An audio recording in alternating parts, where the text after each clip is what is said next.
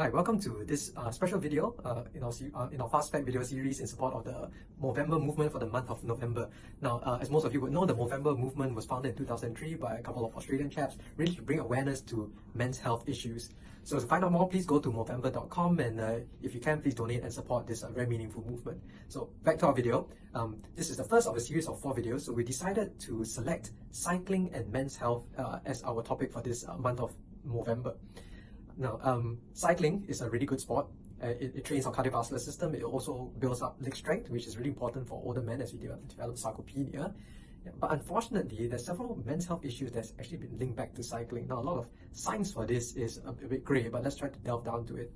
So, cycling is a great sport, as we said, but if your bike is not set up properly, then there could be this undue pressure on your perineal region. The perineal region is the region between the scrotum and the anus, or what some laymen call it the ABC, right, the ass-balls connection. So if there's a unnatural pressure on this region, it could then put harmful pressure on blood vessels and nerves in the area, thus affecting some men's health issues in the pelvis.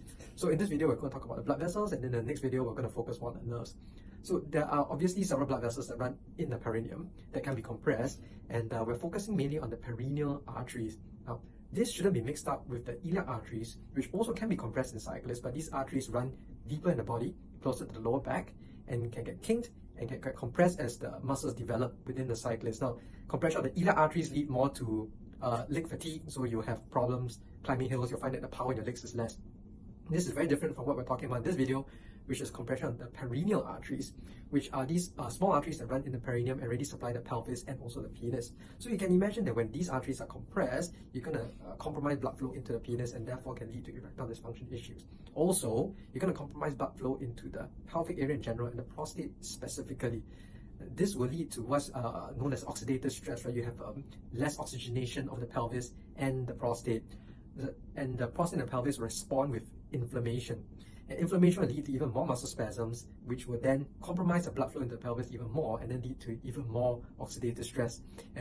This can then cause a lot of symptoms, not just erectile dysfunction, but a lot of symptoms that we find in prostatitis. So for example, pain in the perineum, numbness, pain at the tip of the penis, right? And a general achiness, sometimes described as a headache in the pelvis. So cycling is a great sport, gives you cardiovascular benefits, strengthens your legs, but please, as you are tinkering with your bike, make sure you get it set up properly. Go and see a professional. Make sure your seat is of the correct seat. Make sure the height and handlebars are all lined up just for you, so that you can take pressure away from your pelvis and more on the back of your pelvis, so more on the ischial spines. Right? So this concludes our first video for the month of November.